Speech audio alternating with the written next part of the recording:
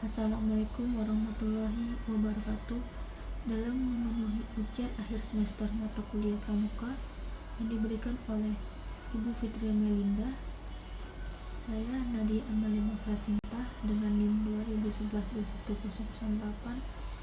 ini membacakan jawaban dari soal yang telah diberikan. Yang pertama, jelaskan makna kode kehormatan. Sebutkan apa saja kode kehormatan serta jelaskan prinsip dasar kepramukaan. Ada dua jenis kode kehormatan, yakni Satya Pramuka dan Dharma Pramuka. Isi dari Satya dan Dharma Pramuka yaitu: yang pertama, Satya. Demi kehormatanku, aku berjanji, aku akan bersungguh-sungguh menjalankan kewajibanku terhadap Tuhan Yang Maha Esa, Negara Kesatuan Republik Indonesia, dan menuruti aturan keluarga. Yang kedua, setiap hari berbuat kebaikan. Selanjutnya, Trisatya. Demi kehormatanku, aku berjanji akan bersungguh-sungguh. Yang pertama, menjalankan kewajibanku terhadap Tuhan Yang Maha Esa, Kesatuan Republik Indonesia, dan mengamalkan Pancasila. Yang kedua, menolong sesama hidup dan mempersiapkan diri untuk membangun masyarakat. Kemudian, Dwi Dharma. Yang pertama, siaga berbakti pada ayah dan ibundanya, dan siaga berani dan tidak putus asa. Selanjutnya yaitu Dasa Dharma. Yang pertama, takwa kepada Tuhan Yang Maha Esa, cinta alam dan kasih sayang kepada sesama manusia, patriot yang sopan dan kesatria, patuh dan suka bermusyawarah, rela menolong dan tabah, rajin, terampil dan gembira, hemat, cermat dan bersahaja, disiplin, berani dan setia, bertanggung jawab dan dapat dipercaya, serta suci dalam pikiran, perkataan, dan perbuatan. Kemudian prinsip dasar kepramukaan. Yang pertama, iman dan takwa kepada Tuhan Yang Maha Esa. Yang kedua, peduli terhadap bangsa dan tanah air. Yang ketiga, peduli terhadap diri pribadinya.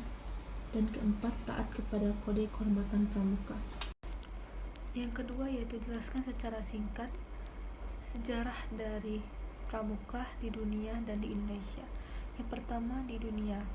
Sejarah pramuka di dunia sendiri dimulai pada tanggal 25 Juli 1907 ketika Lord Robert Baden-Powell, saat itu sebagai Letnan Jenderal Tentara Inggris, untuk pertama kalinya mengadakan perkemahan pramuka di Pulau Brownsea, Inggris selama 8 hari. Selanjutnya, pada tahun 1908, Baden-Powell menulis buku tentang prinsip dasar kepramukaan, yaitu Scouting for Boys, yang artinya pramuka untuk laki-laki. Pada tahun 1912, dengan bantuan adik perempuan Baden-Powell bernama Agnes, maka terbentuklah organisasi pramuka untuk perempuan. Organisasi kepramukaan perempuan ini pun dilanjutkan oleh istri Baden-Powell. Selanjutnya di tahun 1918 didirikanlah kelompok pramuka siaga dengan CUEB dengan Klub Anak Serigala. Pedoman kegiatan dilakukan berdasarkan dari sebuah buku yang berjudul The Jungle Book, karangan Rudyard Kipling. Pada tahun 1918, Baden-Powell kembali membentuk Rover Scout, yaitu organisasi pramuka bagi mereka yang berusia 17 tahun. Selang 4 tahun kemudian, yaitu tahun 1922, Baden-Powell menerbitkan buku Reversing to Success. Buku ini menggambarkan seorang pemuda yang harus mengayuh sampannya menuju ke pantai. Kemudian, sejarah kepramukaan Indonesia. Ternyata gagasan organisasi Baden-Powell tersebut dalam waktu singkat menyebar ke berbagai negara termasuk Belanda.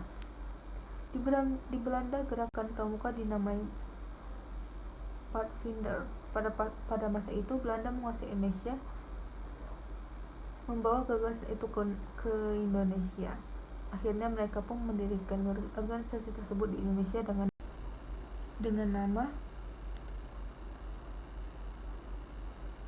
Nederland Indisch Pathfindery Vereniging, artinya Persatuan Pandu-Pandu Hindia Belanda. Dalam perkembangan pemimpin gerakan nasional membentuk organisasi kepanduan dengan tujuan membentuk manusia Indonesia yang baik dan siap menjadi kader pergerakan nasional. Dalam waktu singkat, muncul berbagai organisasi kepanduan lainnya, antara lain GPO, Natibit, CIAP, Hizbul Wathan. Kemudian pemerintah Hindia Belanda memberikan larangan penggunaan istilah Fatfinderi. Maka KH Agus Salim mengganti nama Fatfinderi menjadi Pandu atau Kepanduan, menjadi cikal bakal dalam sejarah pramuka di Indonesia. Setelah Sumpah Pemuda, kesadaran nasional juga semakin meningkat. Maka pada tahun 1930 berbagai organisasi kepanduan seperti IPO, Pandu Kesultanan, Pandu Pemuda Sumatera bergabung melebur menjadi KBI atau Kepanduan Bangsa Indonesia. Pada tahun 1931 dibentuk PAPI, yaitu Persatuan Antar Pandu Indonesia. Kemudian pada tahun 1938 berubah menjadi BPPKI, yaitu Badan Pusat Persatuan Kepanduan Indonesia. Pada masa kependudukan Jepang di Indonesia, organisasi kepanduan dilarang. Maka banyak dari tokoh pandu beralih dan memilih masuk ke Kibodan, Seinedan, dan Peta. Setelah proklamasi kemerdekaan kembali, dibentuk organisasi kepanduan yaitu Pandu Rakyat Indonesia pada tanggal 28 Desember 1945 dan menjadi satu-satunya organisasi kepanduan di Indonesia. Pada tahun 1961, organisasi kepanduan Indonesia terpecah menjadi 100 organisasi kepanduan dan terhimpun dalam 3 federasi organisasi, yaitu IPINDO yang berdiri 13 September 1951, Popindo tahun 1954, dan PKPI. Yang ketiga yaitu sistem among adalah cara pelaksanaan pendidikan di dalam gerakan pramuka, yaitu Ing Ngarso Tulodo rubahlah menjadi sandi rumput dan sandi kotak kedua, dan siapa yang memprakarsai sistem among tersebut. Yang memprakarsai sistem among yaitu Raden Maswardi Suryaningrat atau Ki Hajar Dewantara. Berikut gambaran Ing Ngarso Tulodo ketika dijadikan menjadi sandi rumput dan sandi kotak dua.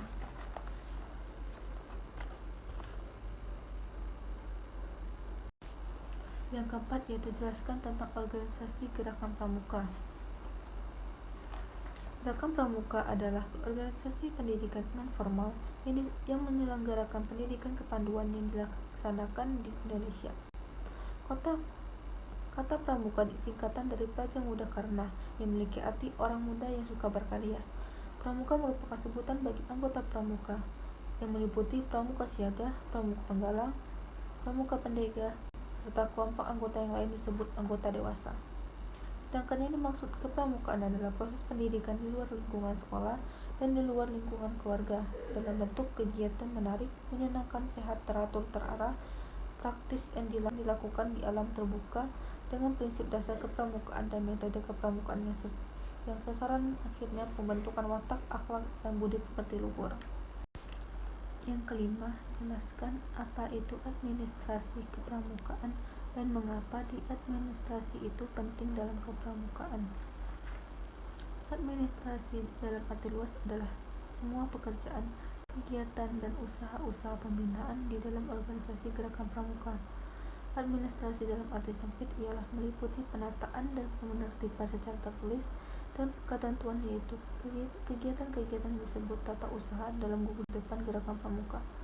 Tujuannya yang pertama untuk melaksanakan pengawasan untuk semua pekerjaan yang harus dilakukan menurut ketentuan yang tetap. Kedua, sebagai pedoman pokok yang harus dilaksanakan untuk ditetapkan di lingkungan organisasi gerakan pramuka. Yang keenam, jelaskan fungsi dan peranan kepramukaan dalam proses pendidikan bangsa. Yang pertama, sebagai wadah